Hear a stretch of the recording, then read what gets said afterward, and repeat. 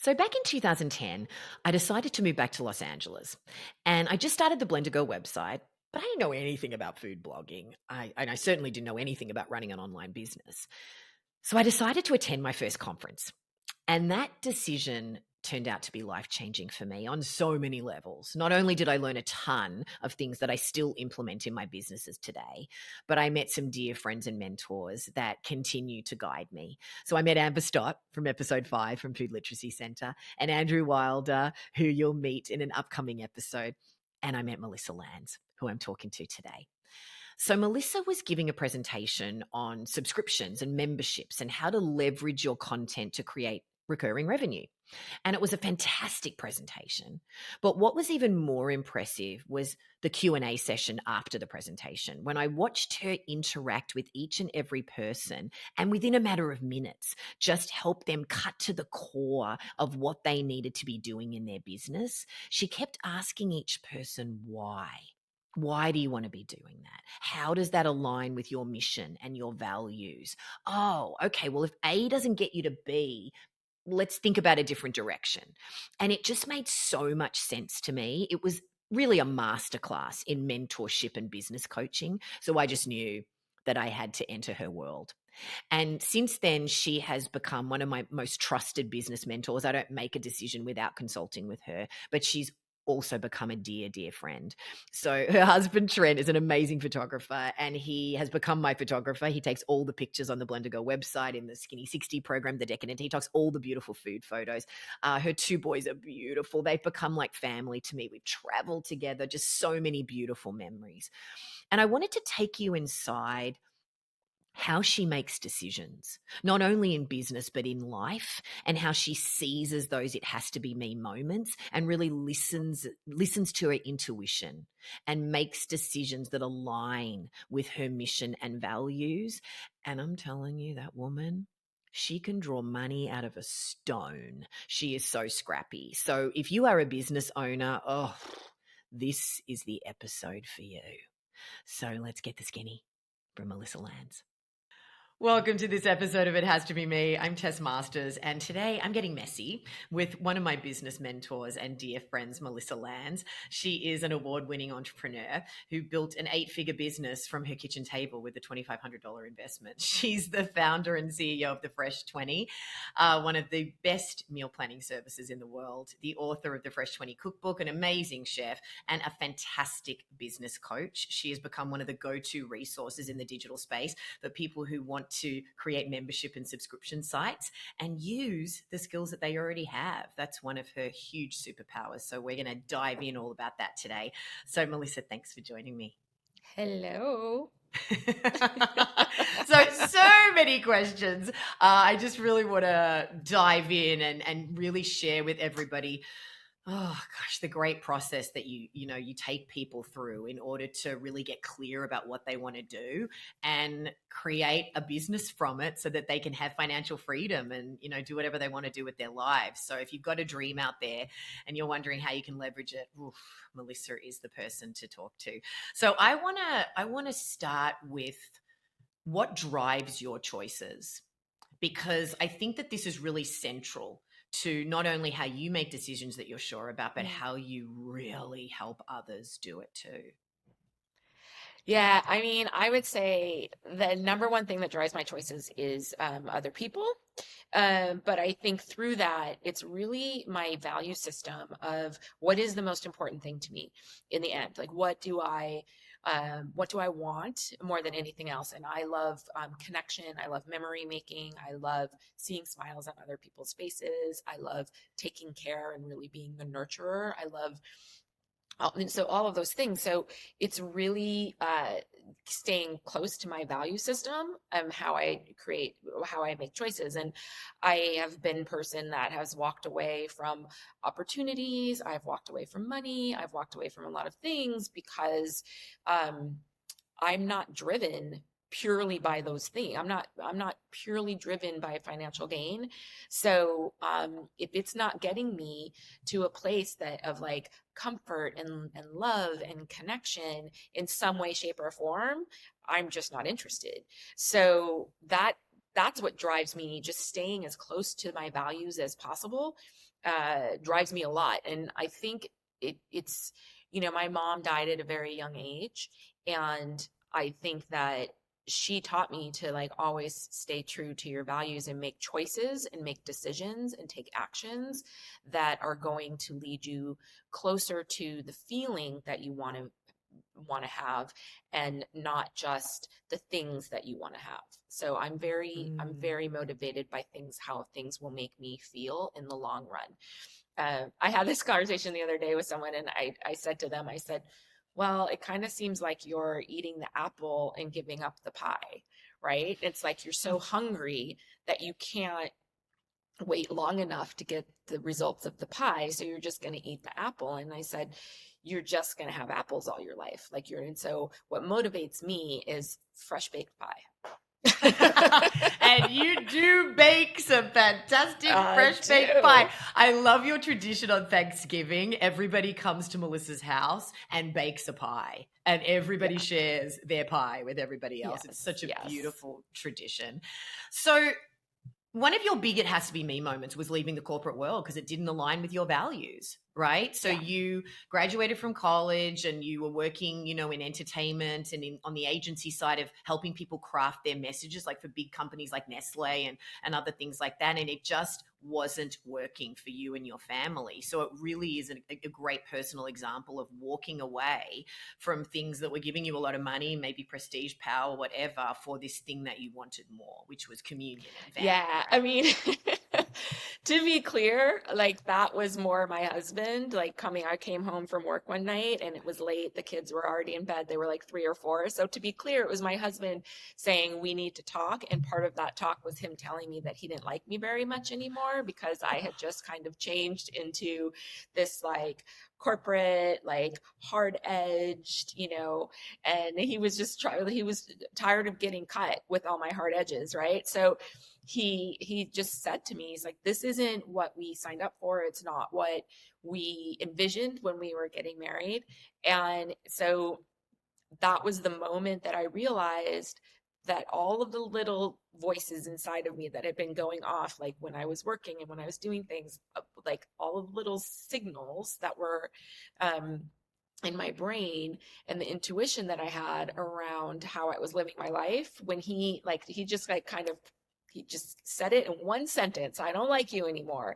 And I knew what he meant, right? Because he's like the sweetest man ever. And I knew what he meant. He didn't like the version of me that I had to be or chose to be working in corporate 70 to 80 hours a week.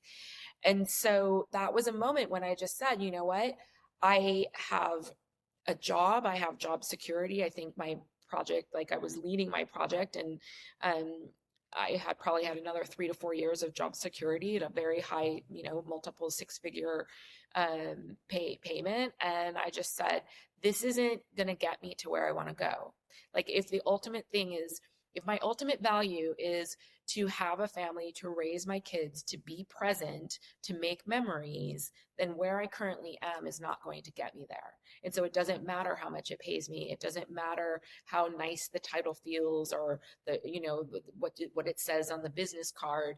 If it's not getting me to that feeling of like feeling like I'm in a great relationship, and we're having freedom and we're having flexibility and we're making money, making memories with our family, then there was like no real decision. Like it was like, it's just like, oh, this isn't it. This is not it. So I quit, and I quit with no safety net. Like I think I had, it was pretty early on. So I was younger. So it's like, all of the like 401k and save for retirement and stuff. Like, yeah, I did a little bit of it, but not tons. When I quit my job, we didn't even own our home. Like, so we were just renting. We had 2 small kids. I had, I don't know, $30,000 total in the bank to my name. And so going from like multiple six-figure income to nothing was a big step. It was a big move. And but I knew that where I was not the right thing. So I had to try something different. And I feel like, on theme, it had to be me to make that change. It so much of what happens in people's life is instigated by external circumstances. People wait till something happens before they make a change. And so Yeah. I didn't want to be a casualty of that kind of behavior. So I Yeah. just was like, gotta quit.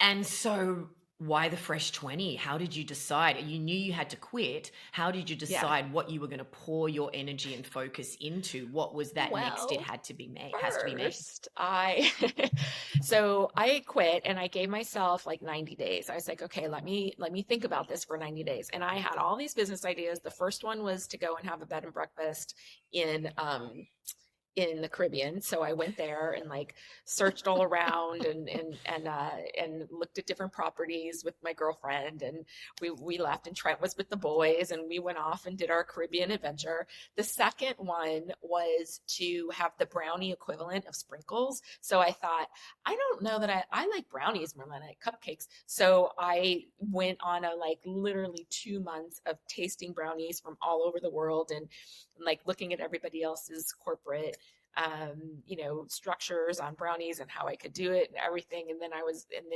the Fresh 20 came out of the idea. It wasn't even so much like, oh, this is my solid idea. It was the feedback that I was getting from my community, and all of these things started to add up. So I my kids were really small. They were only eating like fresh organic, like nothing even frozen for my kids when they were little. So they were eating almost right. And my husband and I were still getting takeout all the time.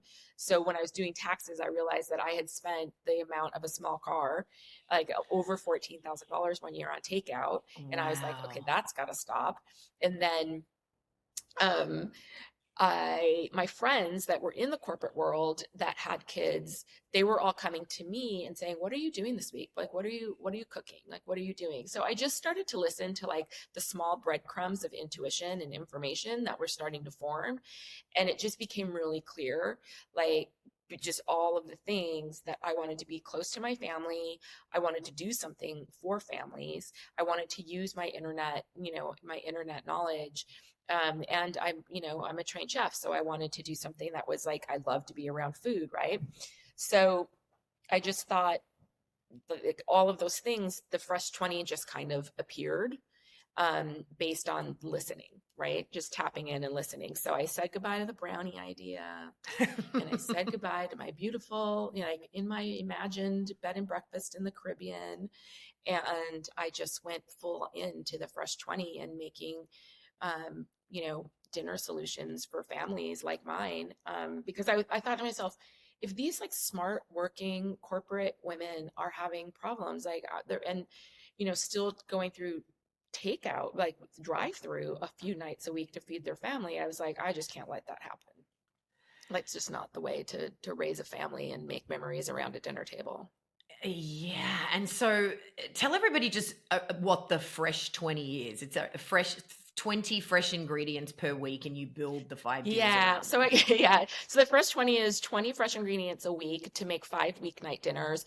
And it's kind of using a puzzle. So what you prep on the weekend before you use, and then it kind of builds. So there's a couple of elements for that you make on Monday night, and you save them to like, make dinner on Wednesday or Thursday. So by the end of the week, you have zero waste. So it's very old school. It's very much I'm bossy about dinner. Like, people come to me and they're like, can I like, you know, pick ingredients and all that? And I was like, I'm not your person. Like, I am going to tell you these 20 ingredients and the recipes and like all the, prep and instruction and nutrition, and you're going to run with it. So from that, it was kind of like, I don't know, I'm dating myself, but name that tune. Remember, like I it was like, love Name I That can name Tune. that tune in 3 notes.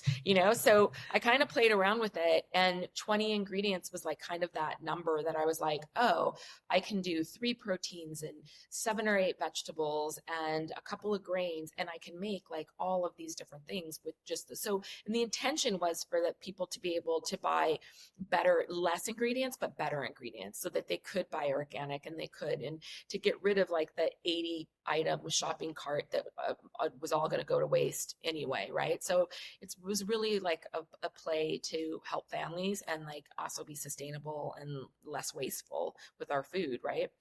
I mean, everybody was telling us to eat kale, but like nobody was telling us how. So it was like a science experiment by the end of the week, right? We were like all happy.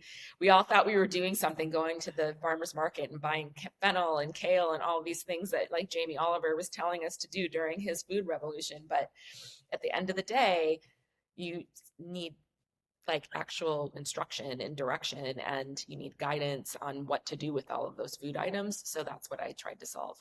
Yeah, and you have. Hundreds of thousands of people around the world have used the Fresh 20 meal plans. And you can be vegan, vegetarian, omnivore, grain free. I mean, there's just so many different plans there.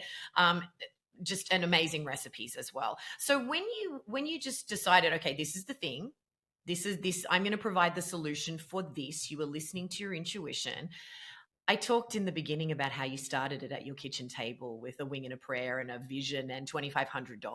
So just for anybody listening out there that's thinking, okay, I want to start something, but I'm terrified.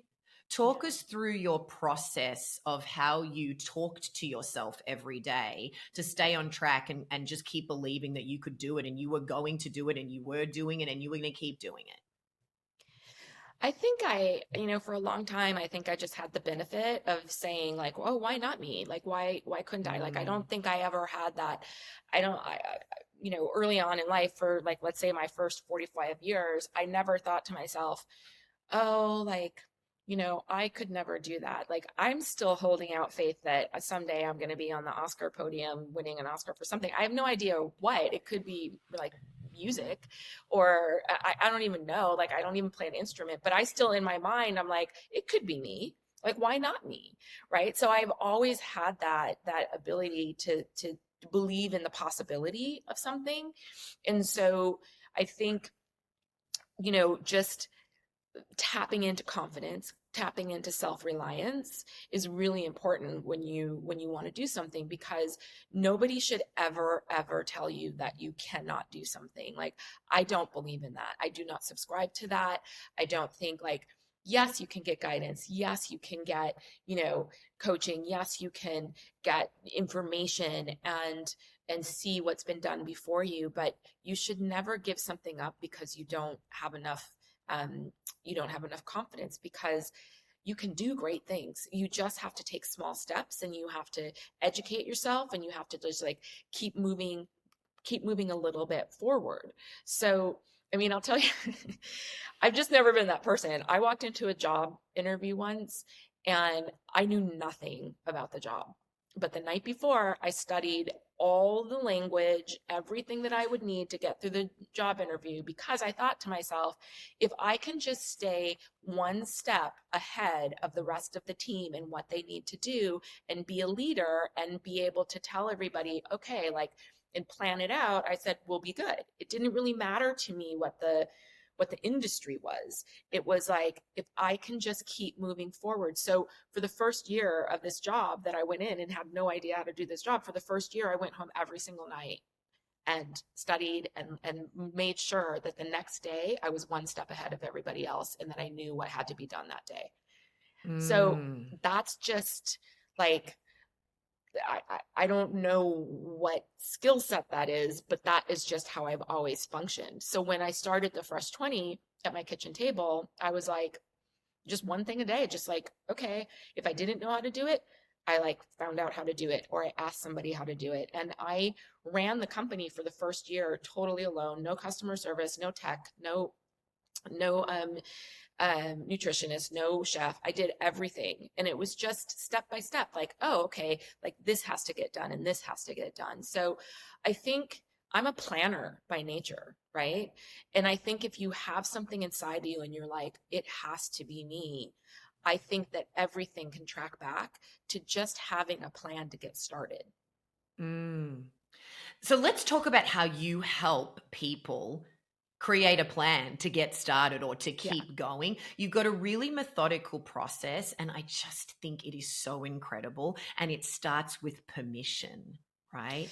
Yeah, I mean, I've come across so many people that, they have what they believe to be goals, right? Everybody has goals. And I just think that goals, the typical goals are just too broad. some people will come to me and they'll say, I want to make it to 6 figures, or I want to make it to 7 figures. And I'm like, that's not a goal, right? That's a tactic. It's not a goal. Like, what's your actual goal? What are you going to do once you get to 6 figures? Why is it important? What are you going to do with the money? If you make 6 figures, and how much do you need to take home? Like, what do you want to do? So I always go track back to, like, what is the actual personal mission that you have, or your personal why? Because it's the only thing that matters. My job as a coach, or my job as a mentor, or a friend, or a wife, or a mother, or whatever it is if you have a dream, then I see it as my job to get you to that dream as quickly as possible. And sometimes it's not what people think, right? If you want, so, an example of that would be somebody coming to me and saying, I want to quit my job and start a new company because I want to be able to be home at 3 o'clock every afternoon to make cookies for my family, right?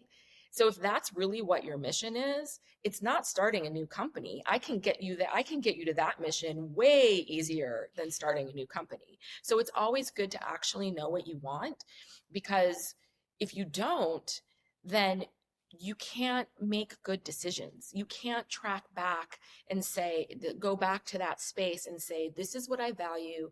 This is my desire. This is my dream. Because if you have that and it's so clearly defined, and it's not broad, having a 7-figure business, that's so broad, right? Do you know the pain and all of the different things that come with that are going to enter your life if you're just trying to, like, make cookies, every day? Like, so I just think it's really important to have that why. Once you have that why, you have to look at it and say, okay, then that's where the plan comes in. Can you get there? It's kind of playing that thing. How many steps would you have to take to get there? Quitting your job might not be the first step that you need to take, right? It might be something where you need to take small steps where, after dinner for an hour, you start planning and saying, mapping out and analyzing and researching and studying and gathering information. Instead of watching Netflix, maybe you spend a couple of hours every night, like, kind of doing a pre-business plan to see what you even would like to do, or what, how you could get there. And then you just start biting off chunks and doing little things at a time. You can't, you know, I never, Tess, you know me, like, I never, whenever somebody's like come to me and says, I want to start a business, I'm always like, oh, okay. Let's break that down for a minute, right? Because I just think that it's so important to, one, enjoy the process, and to also understand, like, what you're doing and why you're doing it. But it's also it's good to understand, like, when you stand up and you say, I'm doing this, right? You need to think about all the little things that there's going to be some give and some take from your life. It's not just, I'm doing this and nothing's going to change, right? I'm going to run for mayor because I want it. Well, okay, but now you're playing dominoes and Jenga, and you're moving things around and doing it. So you really have to be clear when you stand up and say, this has to be me. I'm doing this. This is what it is. If you don't have a mission and you don't have a plan and you don't have the first tiny steps, right, then it's really hard to do that. And I always give my clients, like, 3 tiny steps before they can even, like, literally hire me, because if they won't do those, if they won't or they can't, then we can't work together.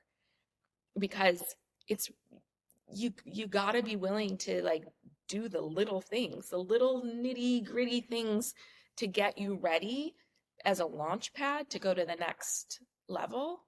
You have to be willing to do it. And people see big visions, but they don't see the little work, the grunt work. And the grunt work Yeah, is and I mean, important. that's what you help people see so clearly, is helping to create that path to get to the goal in the best possible way, or a really efficient way. So we were talking about, I love what you were saying about the your path to getting there doesn't have to always be these huge steps. It can be one step, just the next step, just the next step, just the next step. And I love this, this idea of doing the little things that helps you build the confidence that you can keep going and helps you get the skills and the knowledge and really take those lessons to be able to make room to have the confidence to take Yeah. those really big leaps. Yeah. I mean, I think going back to the pie analogy, right? I think a lot of people are like, I want a fresh baked pie. And you're like, okay, what do you got? Let's see what you got. And they're like, I have one small apple. And you're like, okay, your job before anything else is to go get 5 more apples. Right. And Mm. so it's the same in anything that we do. People always want to get straight to the bacon, straight to the thing, straight to the getting the work done. Right.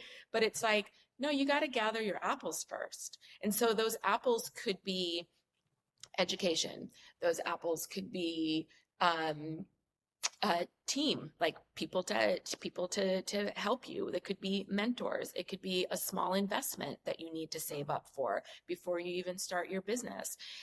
It could be supplies, or who knows, it could be, but you have to have the apples before you make the pie. And everybody just wants pie.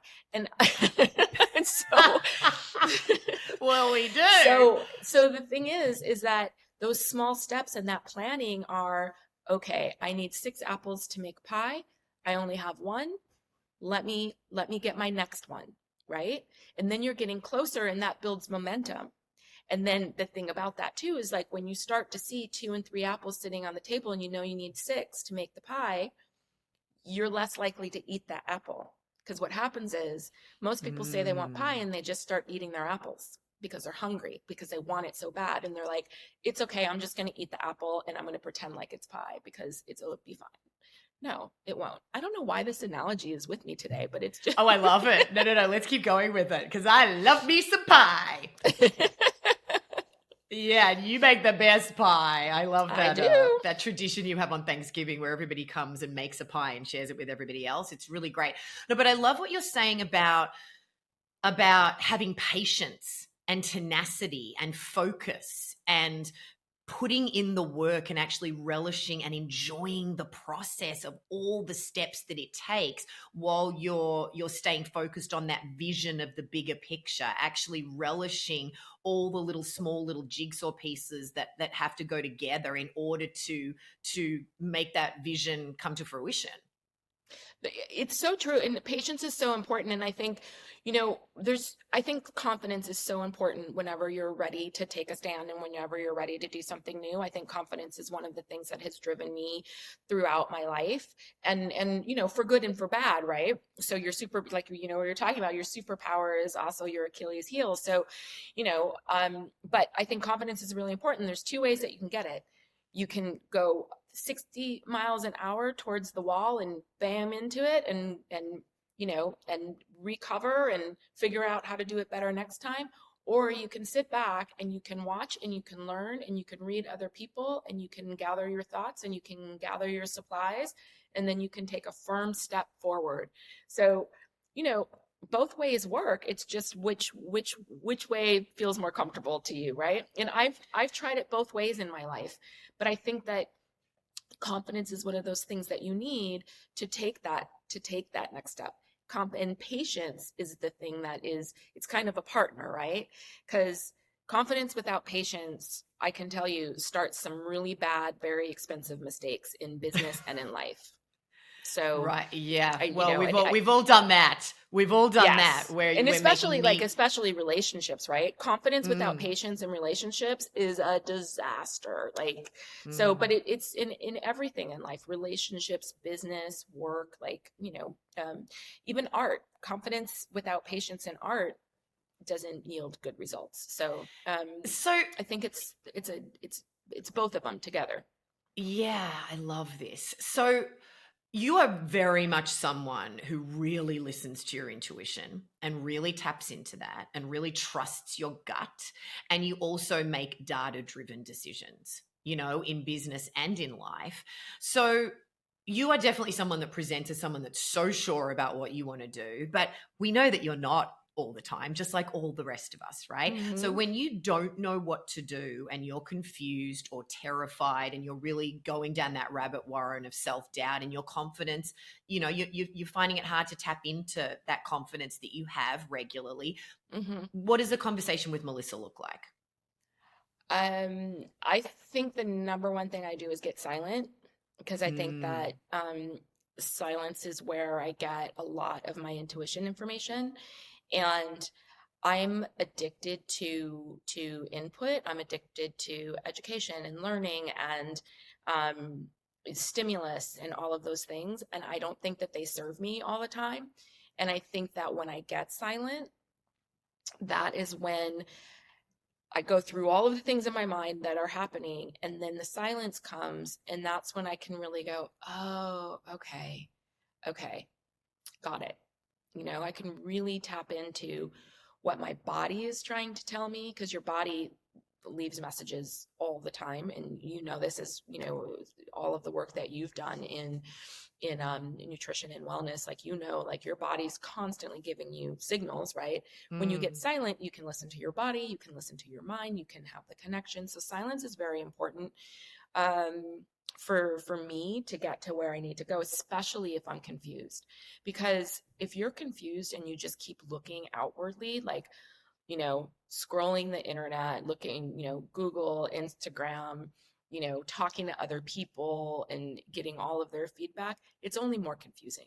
And then you just have to wade through all of this information to get to an answer that you actually already know. I believe that you already have the answers. It's just, do you have the courage to listen to yourself? Because that's what it takes. It takes courage to put everything else aside and listen to yourself and be willing to accept the consequences of your intuition. And I think it's much easier to take somebody else's advice or, you know, listen to what the influencer is saying or do something like that. It's easier to do that because then you always have something else to blame, right? When you listen to yourself and you go, Ooh, okay, I'm gonna go that's a out on big a one. limb, right? That's a I'm gonna big one.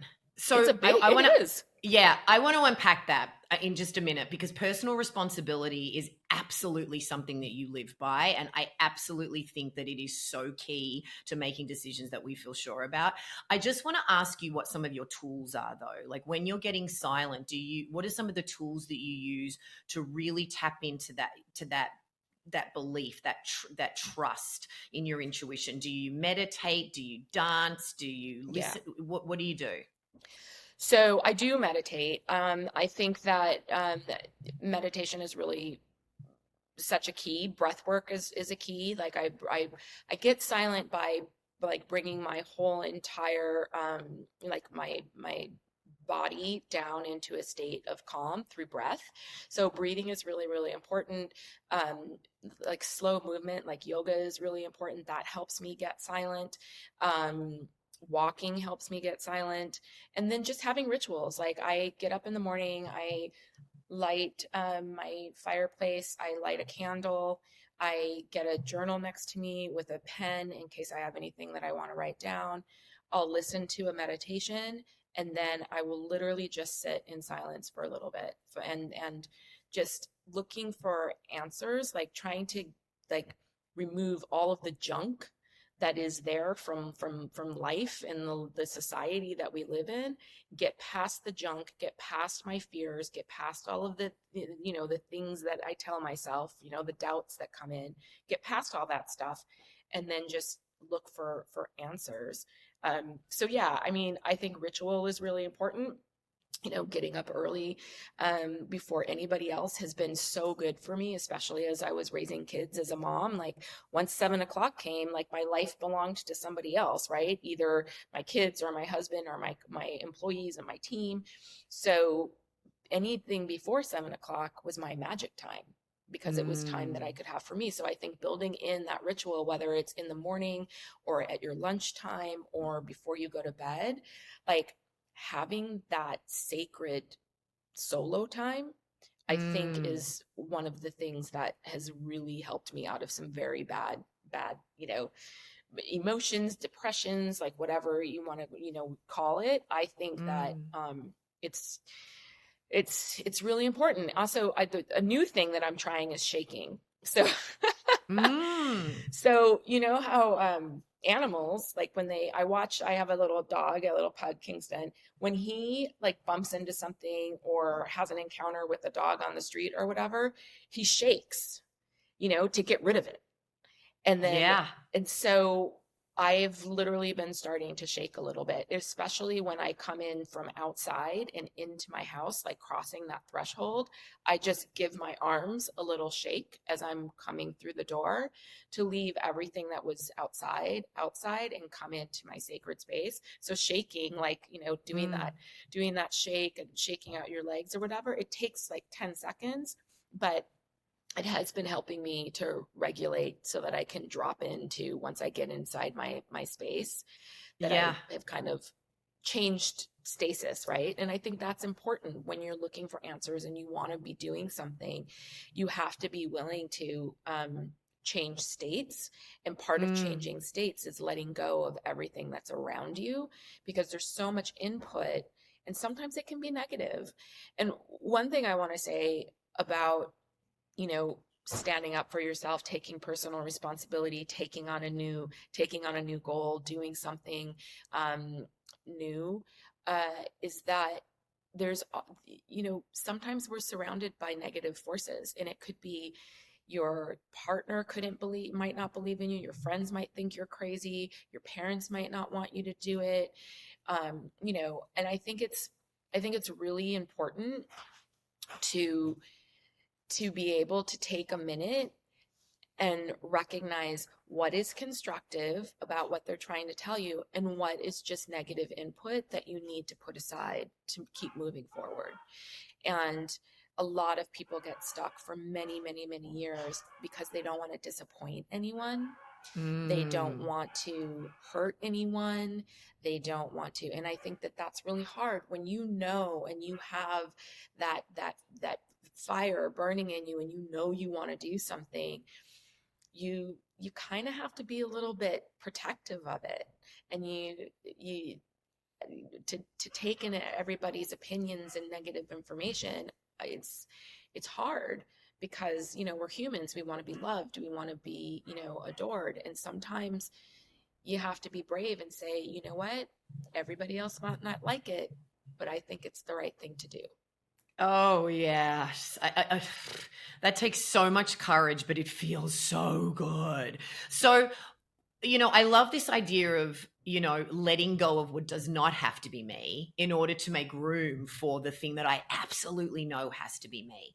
So, you talked before about getting to that place where you get past the doubts, past the fears. What are some of the things that you say to yourself in those silent moments when those things start to bubble up in order to get past those things?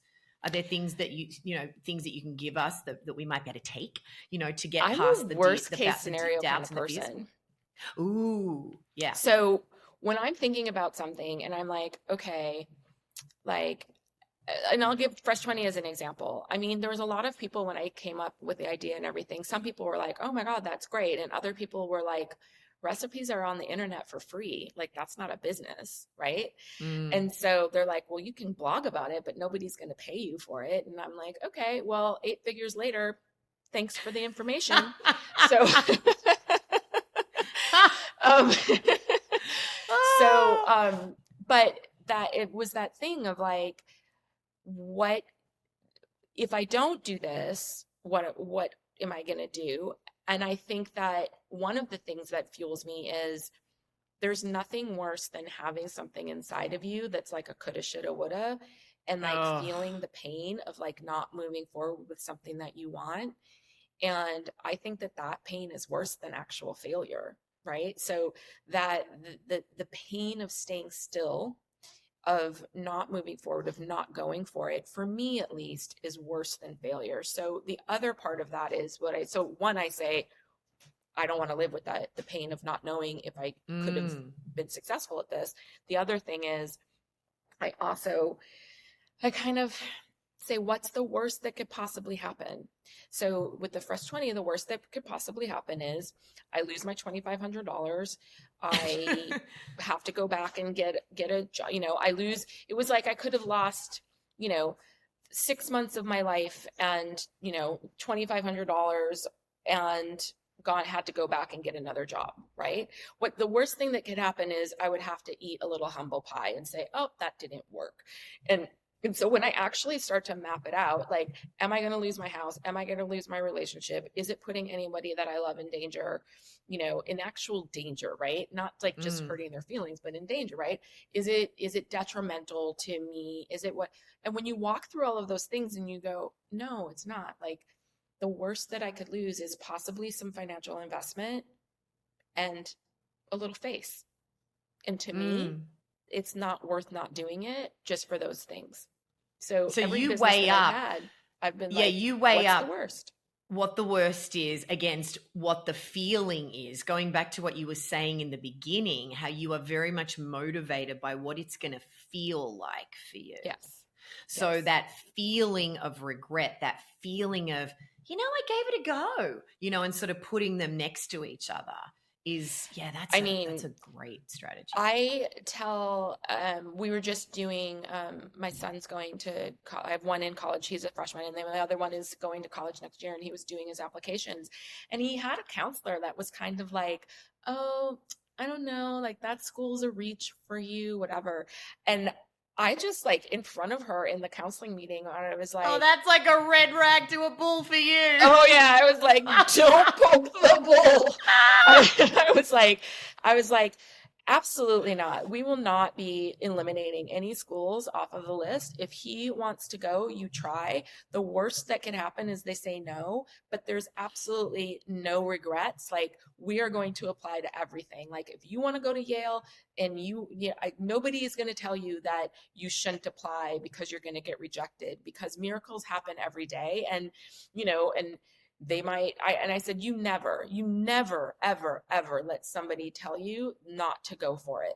And so, I don't think that counselor likes me very much, but, but I'll tell you, like, he got his first acceptance to a school, and it was one that she was like, told him that he probably wasn't going to get into. And then he got the acceptance. And the first thing we looked at each other and said, I said, email your counselor.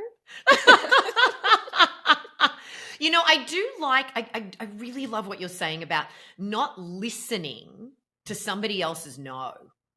Not listening to someone else's narrative about what you're capable of doing. It has to be your no. It can't be their no. Oh, it has that's to be a great your one. No. Yes.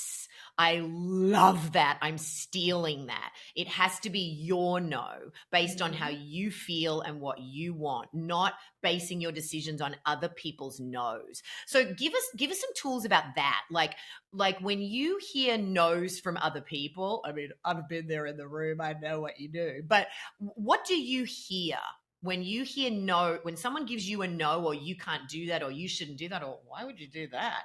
What do you hear, and how does it then motivate you to really, tap into your resources and go, I don't know what I hear, but I think that my response is, oh, maybe you didn't understand the question. Well, that's what you hear then.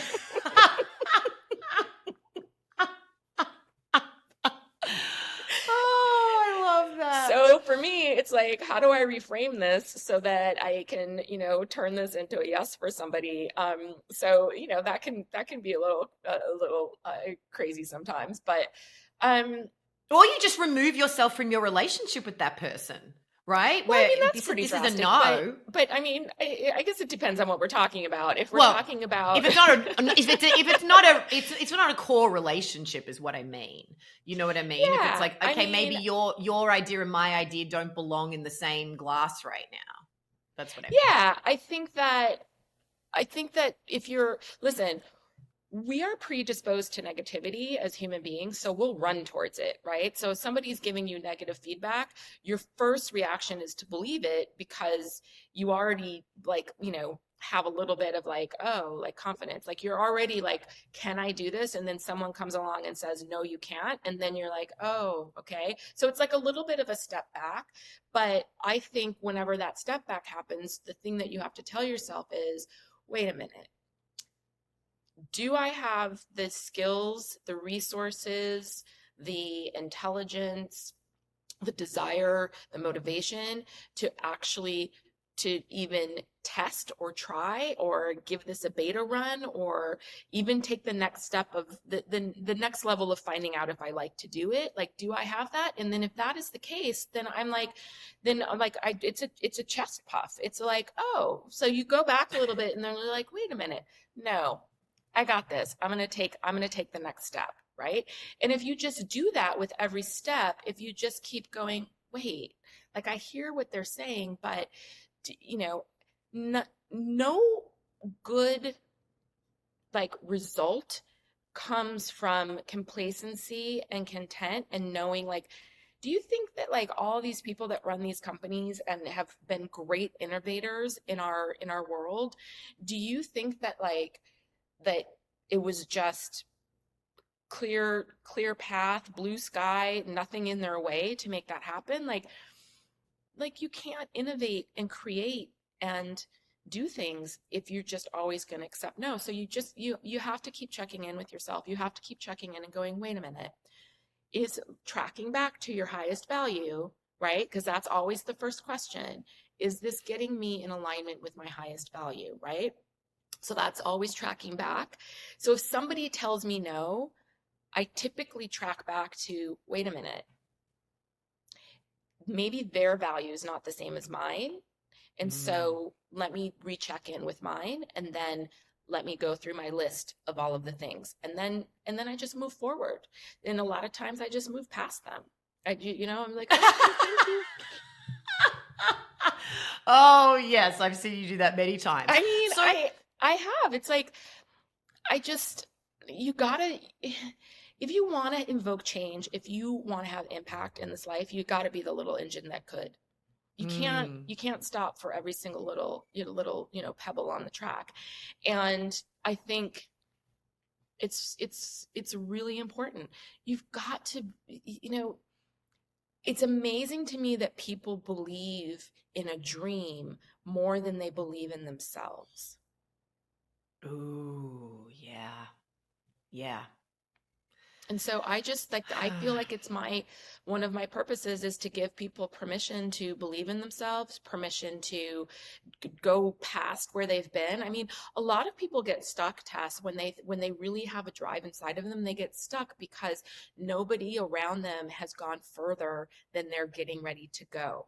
And that can be a Oh, very that's heavy a big burden one. when you're talking That's a about big your one. family, your ancestors, your everything. That can be very, very difficult because it's not like as all families have like crab syndrome or anything, but it's very scary for for family members and everything to have you go beyond where they've been.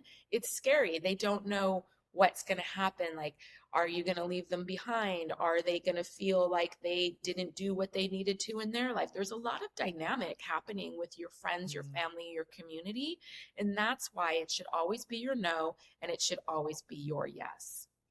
Oh, I love that. And often, if we're going to go past what our family did, for example, or go beyond what is done in the family, it feels like a betrayal. It feels like we're Yeah, betraying the people that we of love. course. And I feel like we're honoring them by Yeah. by leaning into our full potential, by reaching for the stars, by going for things beyond what anyone thinks is possible. I think it's just such an incredible thing. So how do you help people believe in themselves? You say, I help people. Just give us some tools. Like, what are some of the things that you say to some of your clients when they're I think that, really struggling with that? yeah, I think that I give them the next three steps that they Mm, can take that I'm confident that they'll be able to take and to achieve. And that starts to build confidence for them. If you give mm, somebody, if you give a, like, listen, we're all kids at heart, right? We all have, childlike ways about us. But if you give a kid something, like a task, right? Like learning to tie their shoes, right?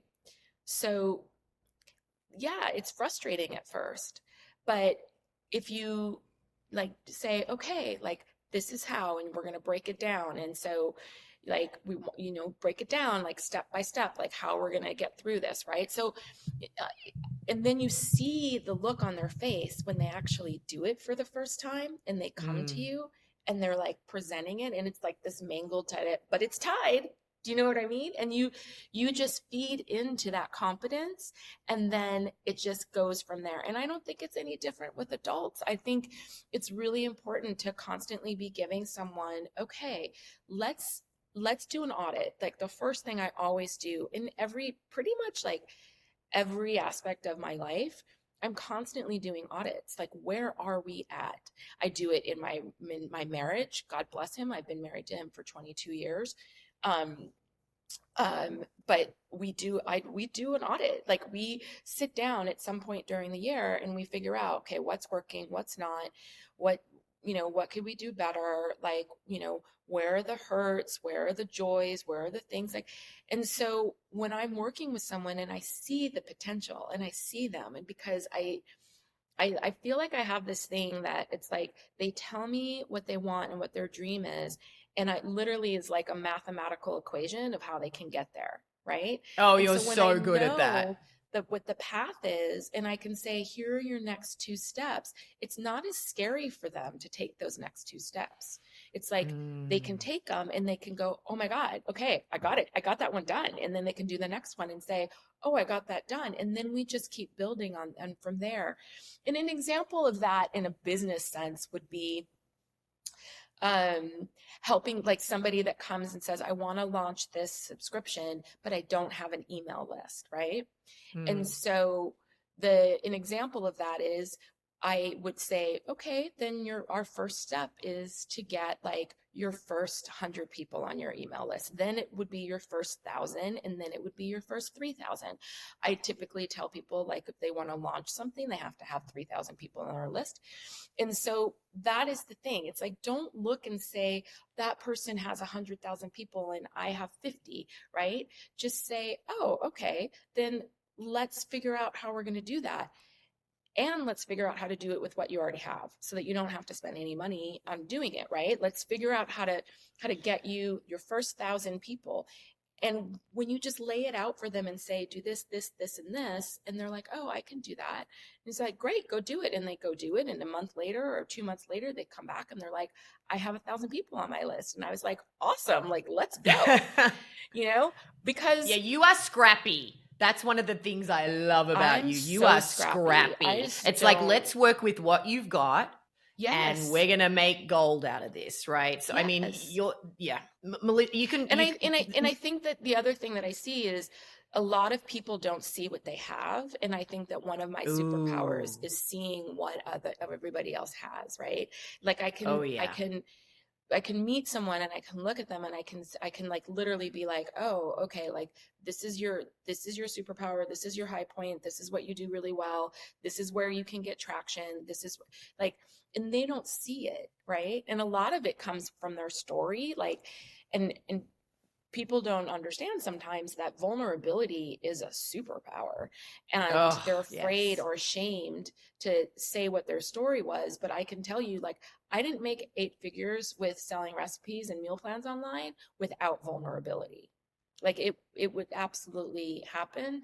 And I think that just being able to see what they don't see in themselves and then just mirror it back to them. Like I can take what it is that they're good at and then I can just go, okay, like here's the plan based on who you are and what you've got. So I think that's really important. Always be auditing yourself, your team, your Mm, relationships, because all of these things are tools for advancement. When like uh, again, getting back to you want to stand up for yourself and say, I've got something I want to say or do in the world, then it's really important to take those small steps and audit yourself and be confident that every single person, like I've never met a person that didn't have something to contribute ever. Yeah, look, it's just so important, this idea that people want to hear what you have to say, you know? And Yes. sometimes the best teacher for a third grader is a fourth grader. Like, we don't actually have to be Tony Robbins or Oprah or, in But the your secret is they community. were never Tony Robbins or Oprah. They literally Totally. just did the next thing in front of them. There was no master Totally. plan. Do you think Oprah thought she was going to be Oprah? Like she just kept trying to get jobs, right? She Mm, just kept trying to be heard. Like and so I think it's really important to know that like nobody that you look up to it's like it's not spontaneous combustion of success, right? It's literally like just doing the next best thing in front of you, and it can either detract from your goal or your dream or your mission, or it can propel you towards it. And that's why it's important to analyze every Sunday. I haven't, I just got back from Europe, so I haven't done this in a while, but I'm going to do it this Sunday. Every Sunday, I typically sit down and I look at, okay, what do I want? Where do I want to be at the end of this week?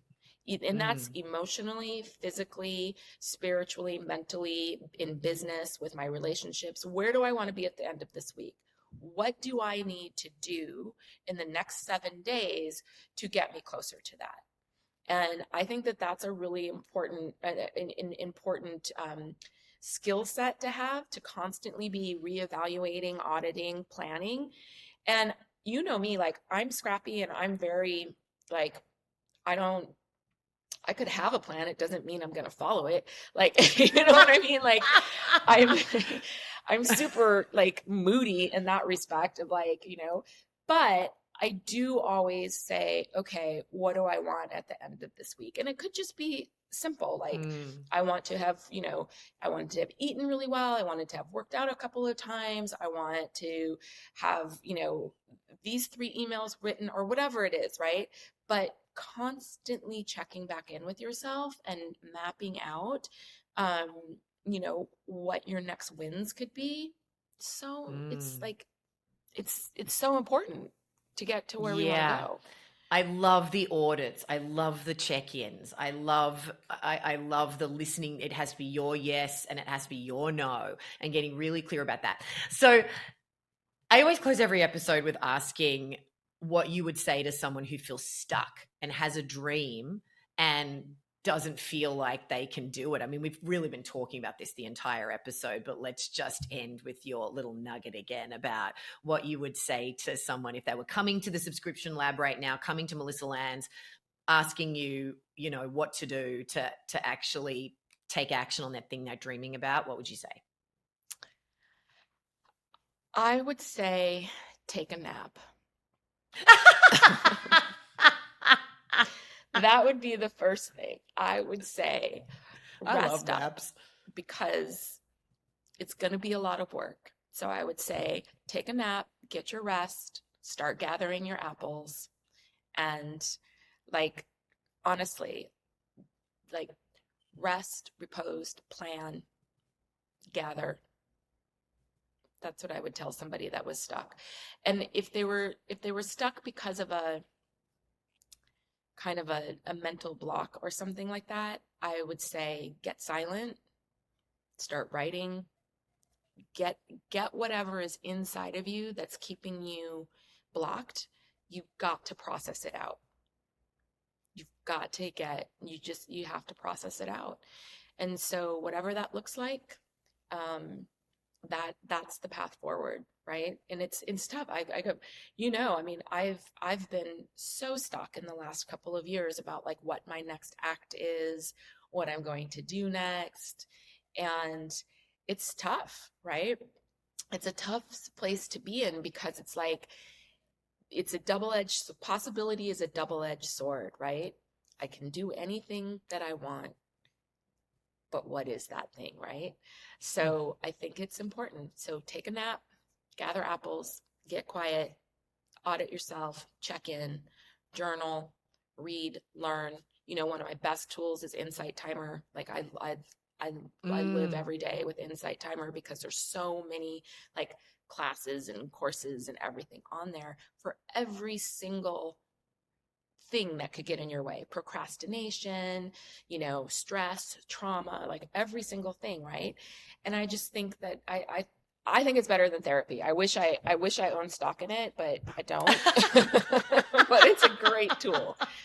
So yeah, I mean, but definitely, um, I think the hardest part for people that are stuck is that they keep trying to bang their head up against the wall. And that's why I say take a nap, take a pause, Yeah. Well, because shifting your sometimes you get state, perspective. that's what a nap does too, right? It just kind of hits the reset button, like what you were talking about before when you were shaking it off, hitting, changing your state to actually be able to look at something in a different way. Yeah, so important. Yeah. Oh, thank you so much for joining us. It was just such a great conversation. So you can find Melissa Lanz at melissalanz.com. If you're thinking about leveraging what you already have and creating, a subscription or membership site, I cannot recommend the Subscription Lab more highly. Melissa has helped me with my business and process so many things that I do, and helping me get out of my own way and see the path forward, and helping me to leverage the skills that I have to use my voice in the world to create change. So thank you so much. I just loved our conversation. Isn't she incredible? She just cuts to the core of everything. So many tangible takeaways from our conversation. What drives your choices? Are you making decisions based on your highest values and integrity? Are you making choices based on the feelings you want to have rather than the things that you want to have? Making sure that you're prioritizing that sacred solo time so you can continue to check in with yourself and listen to those breadcrumbs of intuition. That vulnerability is a superpower. You know, there is value in sharing the truth of your story. Always auditing yourself. That really spoke to me. Auditing your relationship with self, your relationship with others, your team members if you're working in a business.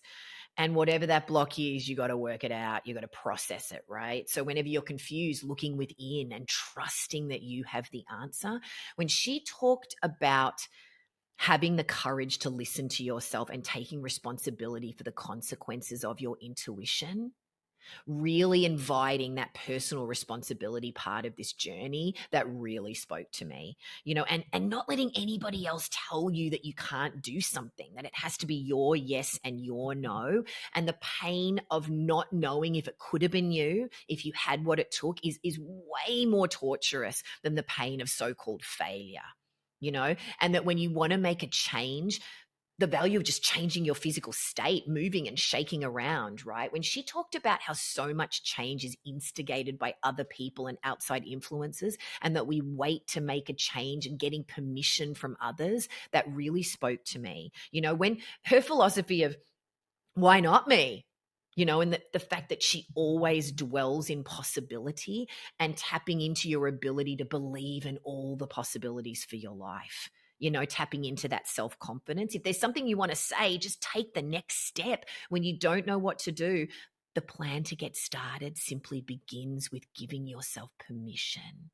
And then you figure out the next step and the next step and the next step. When she said you can't innovate and create if you keep listening to the no's, and if you want to have impact in this world, you've got to be the little engine that could. I mean, that just was just like a beacon of hope for me. I loved it. And when she said people believe in a dream more than they believe in themselves, oh, that's something that's going to stay with me. So if you are a business owner and you are struggling to find your path and figure out what the next step is, I highly recommend going and entering Melissa's world at melissalanz.com.